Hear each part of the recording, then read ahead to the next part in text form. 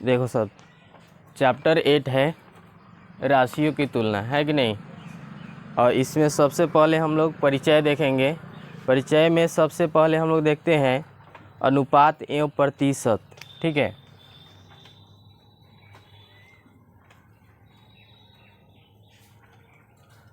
अनुपात एवं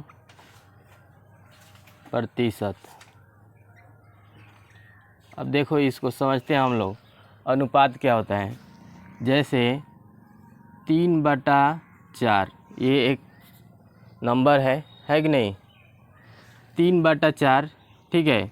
तो इसे, ये जो ऊपर वाला नंबर होता है, ठीक है, इसको अंश बोलते हैं और नीचे वाला को हर बोलते हैं।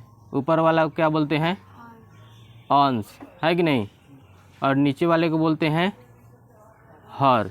ठीक है, तो ये जो नंबर है अभी फ्रैक्शन में 3/4 के रूप में, तो ऊपर वाले भाग को यानी अंश को पहले लिखते हैं, ठीक है, और उसके बाद अनुपात का चिन्ह, अनुपात का यह चिन्ह है, ठीक है, और उसके बाद 4 को लिखते हैं। तो किसी भी फ्रैक्शन वाले नंबर को अनुपात में हम लोग इस तरह से लिख सकते हैं। देखो यह है अनुपात का चिन्ह, ये अनुपात का चिन्ह है, ठीक है। कोई भी नंबर फ्रैक्शन में होगा उसे हम लोग अनुपात में लिख सकते हैं। ऊपर वाले को पहले लिखते हैं और नीचे वाले को बाद में लिखते हैं, है कि नहीं। तो और प्रतिशत क्या है, तो इसको समझो। ये है प्रतिशत का चिन्ह, ठीक है। इसका मतलब होता है 1/100, ठीक है। अनुपात हम लोग समझ गए। जैसे कोई भी नंबर फ्रैक्शन में रहेगा, जैसे 5/4, ठीक है, इसे हम लोग को कौन चीज़ में लिखना है, अनुपात में। तो जो अंश है उसको पहले लिखेंगे, उसके बाद अनुपात का चिन्ह और उसके बाद हर को लिखेंगे, ठीक है। तो ये हम लोग का अनुपात में हो गया, ठीक है। प्रतिशत क्या है, तो ये है प्रतिशत का चिन्ह, ठीक है। प्रतिशत का चिन्ह जो है इसके बराबर होता है 1/100, समझ में आया। जैसे मान लेते हैं कि ये जो है 3/4, ठीक है, और इसको प्रतिशत में करना है। कौन सी में करना है, प्रतिशत में। तो इसमें गुना कर देंगे 100% से। कितना से, 100% से। तो ये हम लोग का प्रतिशत में हो जाएगा। जैसे यहाँ कट भी जाएगा, 25 चौका 100, है कि नहीं, और 25 तिहाई 75, तो ये 75% हो जाएगा। समझ में आया, बोलो कोई दिक्कत है इसमें। चलो आगे हम लोग देखते हैं वृद्धि प्रतिशत अथवा हानि प्रतिशत। ध्यान दो,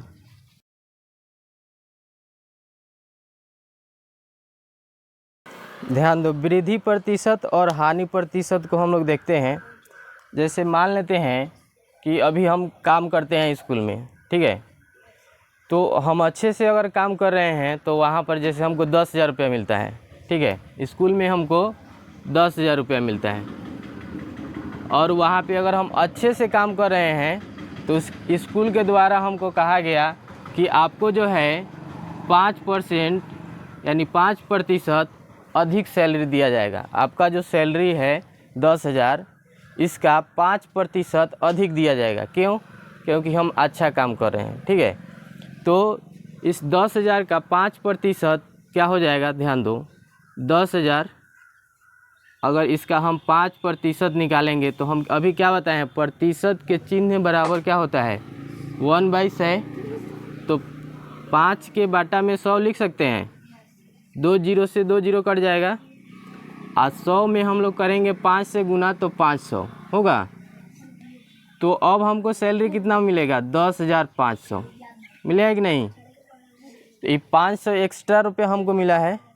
तो ये जो 500 एक्स्ट्रा रुपया मिला है यही वृद्धि प्रतिशत है। यानी कि 5% हमको क्या हुआ है, वृद्धि हुआ है हमारे सैलरी में, है कि नहीं। इसी तरह से हानि प्रतिशत में क्या होगा, जिससे मान लेते हैं कि हम अच्छे से काम नहीं कर रहे हैं, या फिर हम जो हैं मंथ में कुछ दिन अब्सेंट कर गए हैं, कुछ दिन नहीं गए हैं।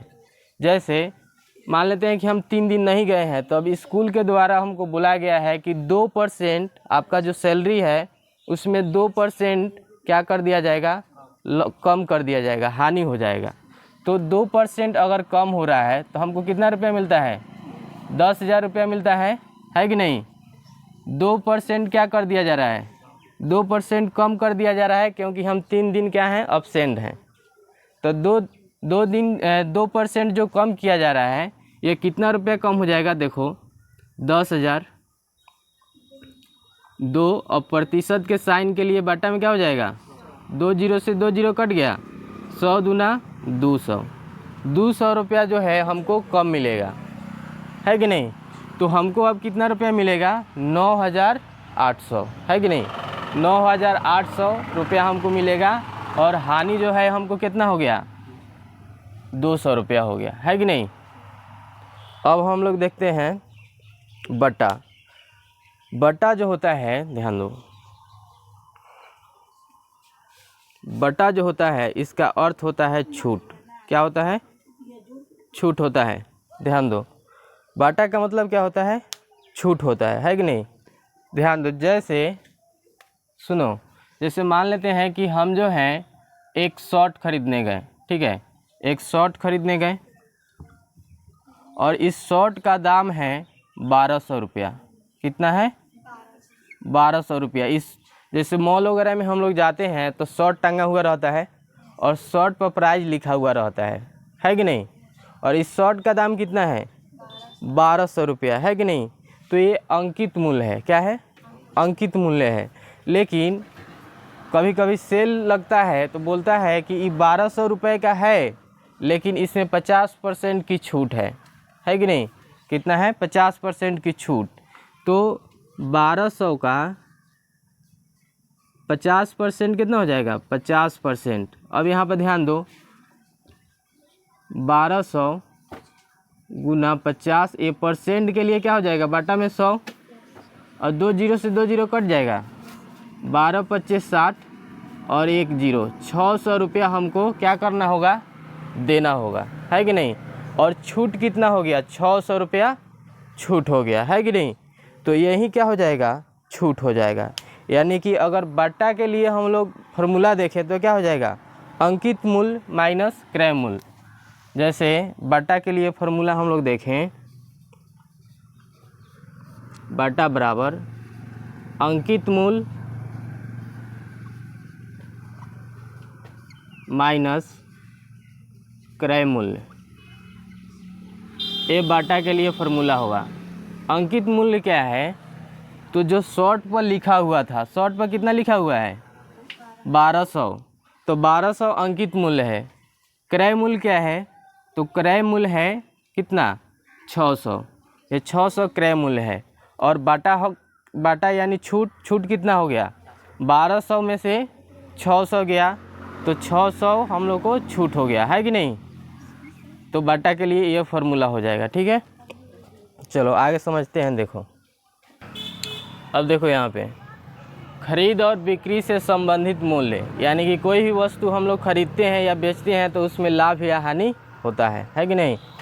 जैसे लाभ कब होगा और हानि कब होगा, इसको समझते हैं। देखो, मान लेते हैं कि हम एक बाइक खरीदे हैं, ठीक है, एक मोटरसाइकिल खरीदे हैं, ठीक है। इस मोटरसाइकिल का जो दाम है, इस मोटरसाइकिल का जो दाम है वो 40,000 है, 40,000 है नया में। एक नया बाइक खरीदे हैं कितने में, 40,000 में। अब इस नए बाइक को हम खरीद कर लाएं कितने में, 40,000 में।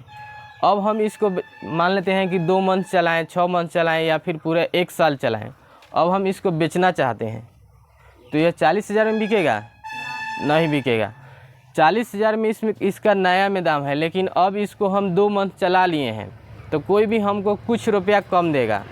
जैसे इसको अब हम बेचना चाहते हैं, तो इसका दाम अब लग रहा है 30,000। कितना लग रहा है, 30,000। तो हमको जो है इसमें 10,000 का क्या हो रहा है, हानि हो रहा है, 10,000 कम रुपया मिल रहा है कि नहीं। तो यही जब हम कोई भी वस्तु को खरीद रहे हैं, नया में खरीदें और उसको बेच रहे हैं, तो नया का दाम कोई भी नहीं देगा। जैसे 40,000 हम मांगेंगे तो 40,000 में फिर नया जाके खरीद नहीं लेगा, है कि नहीं। तो इसलिए यहाँ पे हम लोग को क्या हो रहा है, 10,000 की हानि हो रही है कि नहीं।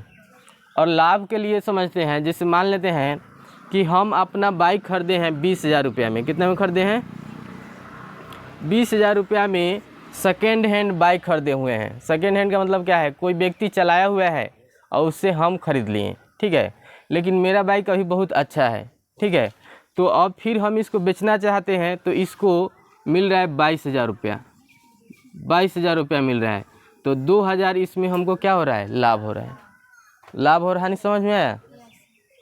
तो जब हम इसको बेचेंगे अधिक में, जैसे खरीदे हैं 20,000 में और बेच रहे हैं 22,000 में, तो 2,000 की लाभ हो रही है। लेकिन खरीदे हैं 40,000 में और बेच रहे हैं 30,000 में, तो क्या हो रहा है, हानि हो रहा है। तो समझ में आ गया। चलो आगे समझते हैं। क्रय मूल्य और विक्रय मूल्य क्या होता है। जैसे इस वस्तु को हम खरीदे हैं तो क्रय मूल्य होगा। मार्कर है, इस मार्कर को हम 10 रुपया में खरीदे हैं तो क्रय मूल्य कितना होगा, क्रय मूल्य होगा 10 रुपया। मार्कर को हम 10 रुपया में खरीदे हैं तो ये होगा क्रय मूल्य। क्या होगा, क्रय मूल्य। 10 रुपया क्या हो जाएगा, क्रय मूल्य। लेकिन इस मार्कर को हम बेच रहे हैं 8 रुपये में। कितना में बेच रहे हैं, 8 रुपये में, तो यह होगा विक्रय मूल्य, ठीक है। कितना होगा, विक्रय मूल्य। अब देखो इसमें जैसे इस मार्कर को हम क्या किए, 10 रुपया में खरीदे, 8 रुपया में बेच दिए, तो इसमें हानि कितना हुआ, 2 रुपया। 2 रुपया हुआ, ये हम लोग को स्पष्ट दिख रहा है कि नहीं। लेकिन पूछेगा कि कितना प्रतिशत हानि हुआ, है कि नहीं। तो ये प्रतिशत, कितना प्रतिशत हानि हुआ, तो इसके निकालने के लिए हम लोग हानि प्रतिशत का फॉर्मूला का यूज करेंगे। और ये हानि प्रतिशत लाभ प्रतिशत का फॉर्मूला हम लोग आगे देखेंगे, ठीक है। हानि प्रतिशत समझ में आया। ये तो 2 रुपया हानि हुआ है, लेकिन प्रतिशत, कितना प्रतिशत हानि हुआ, इसके लिए हम लोग को हानि प्रतिशत के फॉर्मूला को क्या करना होगा, प्रयोग करना होगा, ठीक है। इसे हम लोग आगे देखेंगे। आगे हम देखते हैं इसी तरह से लाभ प्रतिशत भी होगा। जैसे मान लेते हैं कि इस मार्कर को हम 10 रुपया में खरीदें तो क्रय मूल्य है, लेकिन बेच दिए 12 रुपया में, है कि नहीं। 12 रुपये में बेच दिए तो 2 रुपया का लाभ हो रहा है। कितना प्रतिशत लाभ हो रहा है, इसके निकालने के लिए प्रतिशत वाले फार्मूला को हम लोग लगाएंगे और फिर कितना परसेंट लाभ हुआ इसे हम लोग ज्ञात करेंगे, ठीक है। आगे देखते हैं। देखो नेक्स्ट है बिक्री कर। बिक्री कर क्या होता है समझो। बिक्री कर, कर मतलब होता है टैक्स। क्या होता है, टैक्स। जैसे कोई भी वस्तु होता है, जैसे ये मार्कर है, ठीक है। ये मार्कर कोई कंपनी बनाई होगी, ठीक है। लेकिन इसको बेचने के लिए इस कंपनी को सरकार को कुछ टैक्स देना होता है कि नहीं। जैसे 2% का टैक्स, 4% का टैक्स या फिर 10% का टैक्स, यानी किसी भी वस्तु पर सरकार के द्वारा वैट या टैक्स लगाया जाता है उसको बेचने के लिए सरकार को टैक्स पे करना होता है कि नहीं। तो यही टैक्स है। नेक्स्ट हम लोग देखते हैं। देखो साधारण ब्याज। साधारण ब्याज क्या होता है इसको समझो। साधारण ब्याज को सिंपल इंटरेस्ट बोलते हैं इंग्लिश में, ठीक है। समझो, साधारण ब्याज की गणना सामान्यतः केवल मूल राशि पर या मूलधन के उस भाग पर किया जाता है जिसे अभी तक अदा नहीं किया हो। अर्थात ब्याज जब केवल मूलधन पर एक निश्चित समय के लिए एक ही दर पर लगाया जाता है तो उसे साधारण ब्याज कहते हैं। जैसे 5,000 रुपया है, ठीक है। 5,000 रुपया है, ठीक है। इसमें साधारण ब्याज क्या होगा, जैसे एक दर हम फिक्स कर दिए और एक समय भी फिक्स कर दिए। जैसे 1 साल, 1 साल तक 5% का क्या करना है, ब्याज देना है, ठीक है। तो यही साधारण ब्याज होगा, समझ आया कि नहीं। या फिर 5 साल तक क्या करना है, 5% का ब्याज देना है, तो यही क्या हो जाएगा, साधारण ब्याज होगा, समझ आया। अब देखो साधारण ब्याज के लिए फॉर्मूला क्या होता है। जैसे साधारण ब्याज को हम बताएं कि सिंपल इंटरेस्ट बोलते हैं, तो इसको SI से हम लोग डिनोट करते हैं, ठीक है। इसके लिए फॉर्मूला होता है P × R × T by 100। P का फुल फॉर्म होता है प्रिंसिपल, R का रेट और T का समय, ठीक है, बाई 100। ये सिंपल इंटरेस्ट निकालने के लिए फॉर्मूला है, इसको नोट कर लो सर। मूलधन किसे कहते हैं, ध्यान दो। वह धन जो कर्ज के रूप में लिया जाता है या दिया जाता है वह मूलधन कहलाता है। जैसे हम जो है 7,000 रुपया कर्ज लिए, ठीक है, 7,000 रुपया किसी से कर्ज लिए या फिर हम 7,000 रुपया किसी को कर्ज दिए, तो जो रुपया हम ले रहे हैं या दे रहे हैं वही मूलधन कहलाता है। क्या कहलाता है? मूलधन कहलाता है, यानी प्रिंसिपल। और मूलधन को P से डिनोट करते हैं, P से सूचित किया जाता है, ठीक है। मूलधन निकालने के लिए फॉर्मूला है, ध्यान दो, मूलधन निकालने के लिए फॉर्मूला है, क्या है? तो यह है मिश्रण माइनस साधारण ब्याज।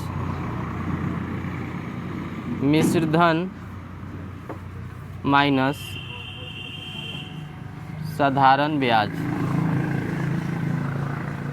इसको नोट कर लो सब, ठीक है। नेक्स्ट है मूलधन के लिए,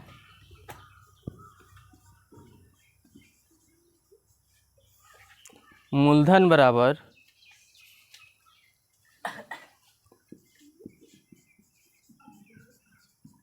साधारण ब्याज इंटू 100 बाई समय गुने ब्याज की दर। ये दोनों नोट कर लो सब। समय यानी टाइम, ध्यान दो, समय क्या है? तो कर्ज लिए या दिए जाने की अवधि समय कहलाती है। जैसे मान लेते हैं कि हम जो है कर्ज लिए, जैसे बैंक से हम रुपया लिए या फिर किसी व्यक्ति से रुपया लिए कि हम 4 साल में फिर दे देंगे, तो ये जो 4 साल का समय है यही समय कहलाता है। क्या होता है? समय होता है। और इसे T से सूचित किया जाता है। किससे किया जाता है? T से, है कि नहीं? अब ध्यान दो, समय के लिए क्या होता है फॉर्मूला? समय बराबर साधारण ब्याज, समय बराबर साधारण ब्याज गुने 100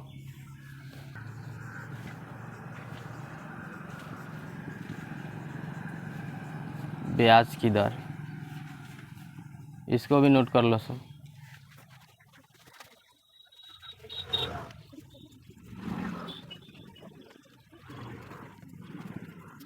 इसको समझो सब, ब्याज को समझो। ब्याज का इंग्लिश होता है इंटरेस्ट, ठीक है।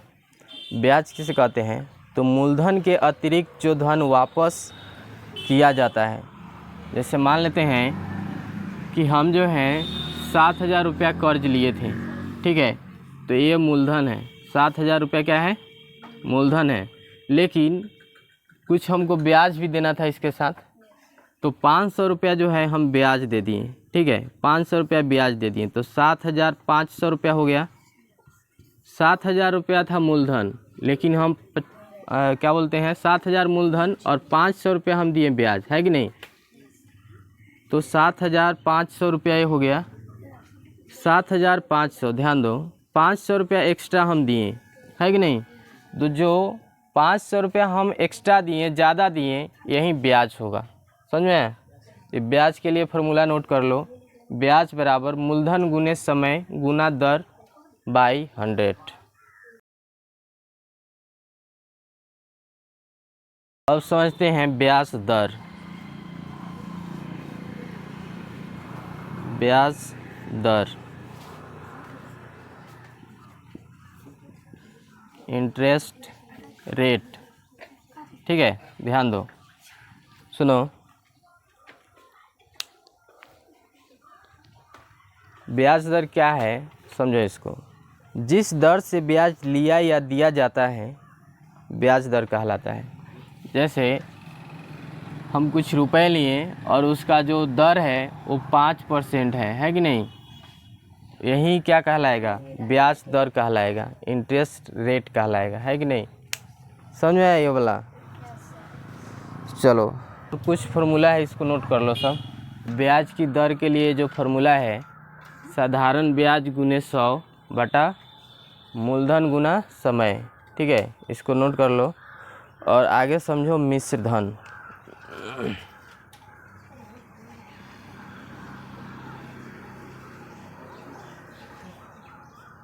मिश्रधन को अमाउंट बोलते हैं इंग्लिश में। सुनो, मिश्रधन को समझाएं। ब्याज सहित मूलधन को मिश्रधन कहते हैं। जैसे यहाँ ध्यान दो, यहाँ देखो, बाद में लिखना, देखो यहाँ जैसे बोल रहे हैं 2000 रुपया, 2000 रुपया मूलधन है। मूलधन किसको बोलते हैं? जैसे 2000 रुपया हम किसी को कर्ज दिए, ये मूलधन है कि नहीं? अब मिश्रधन किसे बोलेंगे? 2000 रुपया हम कर्ज दिए और वो कुछ ब्याज दिया हमको, ठीक है। जैसे 100 रुपया वो ब्याज दे दिया हमको। कितना रुपया? 100 रुपया। तो ये दोनों मिलके क्या हो जाएगा? 2100 होगा ना। तो ये 2100 जो होगा क्या होगा? मिश्रधन होगा। क्या होगा? मिश्रधन होगा। समझ में आया? सूचित इसको किया जाता है ए से, मिश्रधन को, ठीक है। अब मिश्रधन के लिए कुछ फार्मूला है, इसको भी नोट कर लो सब। मिश्रधन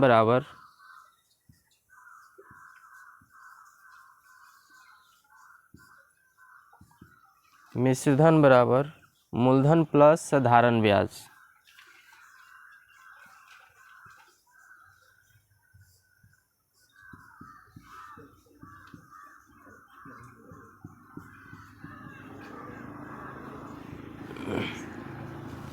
और भी है, मिश्रधन बराबर मूलधन इंटू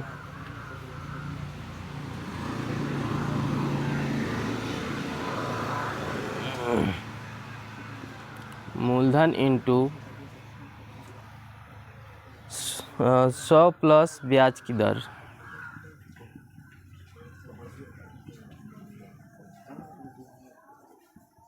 ब्याज की दर, इसको नोट कर लो। एक और है, इसको भी नोट कर लो। मिश्रधन बराबर मूलधन इंटू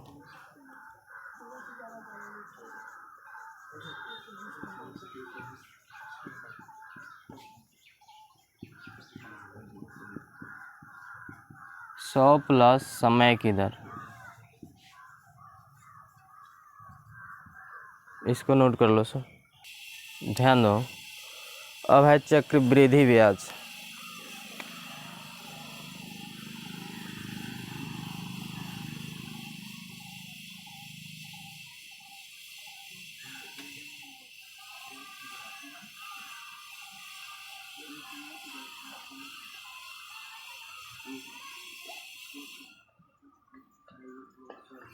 चक्रवृद्धि ब्याज का क्या होता है इंग्लिश? कंपाउंड इंटरेस्ट, ठीक है। और इसको समझो, चक्रवृद्धि ब्याज को क्या होता है? जब एक निश्चित समय के बाद दिए जाने वाला ब्याज जमाकर्ता को न देकर मूलधन में जोड़ दिया जाता है और प्राप्त मिश्रधन पर ब्याज लगाया जाता है, इस प्रकार प्राप्त ब्याज चक्रवृद्धि ब्याज कहलाता है। जैसे ध्यान दो, बोले कि ये जो 3000 रुपया है, 3000 रुपया, ये एक समय पर क्या हो जाए, इसका जो ब्याज मिलेगा, ठीक है। जैसे मान लेते हैं 1 साल बाद 3000 का ब्याज मिला 300 रुपया, ठीक है, समझ में आया? तो ये 300 जो है जिस व्यक्ति से लिया गया है उसको ये 300 रुपया न देकर क्या करते हैं, 3000 में जोड़ देते हैं 300 को, ठीक है। तो जोड़ देंगे तो क्या हो जाएगा, 3300 ये हो जाएगा। तो अब जो है ध्यान दो, पहले 3000 रुपया कर्ज दिए थे, ठीक है, लेकिन 1 साल बाद 300 रुपया इसका ब्याज हुआ और ब्याज इसी में जुड़ गया, अब 3300 हो गया, ठीक है। अब जो है 3300 का ब्याज चलेगा, 3000 का नहीं चलेगा। कितना का चलेगा? 3300 का। तो ब्याज को भी उसी में जोड़ कर और फिर उसका ब्याज चले, तो वही है चक्रवृद्धि ब्याज। समझ में आया? कोई दिक्कत? ध्यान दो, अब कुछ फार्मूला है उसको हम लोग देख लेते हैं, इसको नोट करना सब। क्या है? चक्रवृद्धि ब्याज बराबर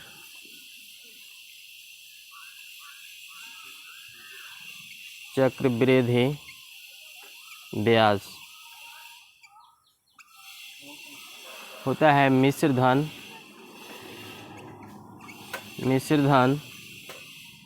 माइनस मूलधन। इसको नोट करो सब, सुंदर राइटिंग में नोट करो सब, ठीक है।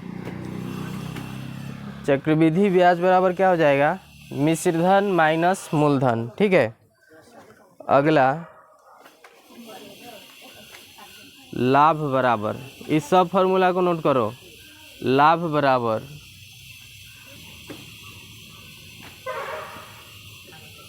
विक्रय मूल्य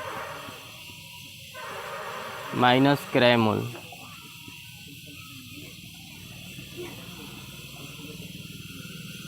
आगे लिखो, ए लड़का, हानि बराबर लिखो, हानि बराबर क्रय मूल्य माइनस विक्रय मूल्य।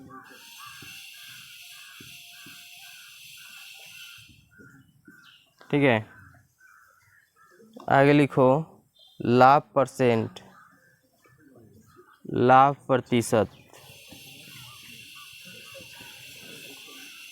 लाभ प्रतिशत बराबर क्या होगा, लाभ गुने 100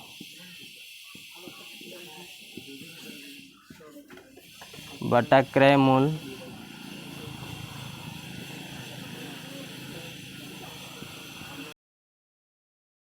लाभ गुने 100 बटा क्रय मूल्य और यहाँ परसेंट का चिन्ह, ठीक है। आगे लिखना सब हानि परसेंट। हानि परसेंट के लिए क्या होगा, हानि गुना 100 बटा क्रय मूल्य यहाँ परसेंट का चिन्ह, ठीक है। नोट करो, देखो इसको ध्यान दो। ये जो फॉर्मूला है विक्रय मूल्य बराबर 100 माइनस हानि प्रतिशत 2200 और गुना क्रय मूल्य। समझो इसको, ध्यान दो। जब विक्रय मूल्य निकालना होगा, ठीक है, और दिया होगा हानि प्रतिशत दिया होगा क्वेश्चन में, और क्रय मूल्य, ध्यान दो, हानि प्रतिशत और क्रय मूल्य, तो विक्रय मूल्य निकालने के लिए ये वाला फार्मूला हम लोग यूज करेंगे, ठीक है। लेकिन जब लाभ प्रतिशत दिया होगा तो विक्रय मूल्य के लिए हम लोग ये फार्मूला यूज करेंगे, विक्रय मूल्य बराबर 100 प्लस लाभ परसेंट बाई 100 गुना क्रय मूल्य, ठीक है। उसके बाद क्रय मूल्य के लिए देखो, क्रय मूल्य जब निकालना होगा, विक्रय मूल्य गुना 100 बटा 100 प्लस लाभ प्रतिशत। ये वाला फार्मूला कब होगा, जब लाभ प्रतिशत दिया होगा, ठीक है। दूसरा है क्रय मूल्य। अब ये क्रय मूल्य के लिए हम लोग कब यूज करेंगे, ये दोनों क्रय मूल्य के निकालने के लिए है, लेकिन इसको कब यूज करेंगे, जब क्वेश्चन में लाभ प्रतिशत दिया होगा, ठीक है। और इसको कब यूज करेंगे, जब क्वेश्चन में हानि प्रतिशत दिया होगा, समझे। तो ये चारों जो फार्मूला है इसको नोट कर लो।